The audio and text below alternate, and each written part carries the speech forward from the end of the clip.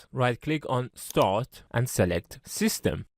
Here you could see my current Windows 11 version, OS build and experience. Now select System in here and then scroll down and find Recovery. Select it. Here you could see the option called Fix Problems using Windows Update. Reinstall your current version of Windows. So select Reinstall now. Here you could check this box so that your computer would automatically restart after 15 minutes after installation. I leave it unchecked, which means I would have to restart my computer myself manually. So click on OK, and then Windows would start checking for updates, and then it would start downloading latest Windows version, but it's a repair version, and then it will start installing Windows. Now the installation is completed, but in order to apply it, you will need to restart your computer. That is why in the previous step there was an option to automatically restart after 15 minutes. So click on Restart now, and then your computer would start restarting, and then it will start updating. So make sure your computer stays on. After the update is completed, your computer would restart again, and then it would start updating again. Here it is. Update is completed. Now enter your password, and when you enter for the first time, it would take longer than usual to log in. As you can see, all my apps, files and folders are still there, and nothing is being deleted or uninstalled. And when I right click on Start and select System, you could see Windows version, OS build and experience are exactly the same as before reinstalling Windows, and the only thing that's changed is the installed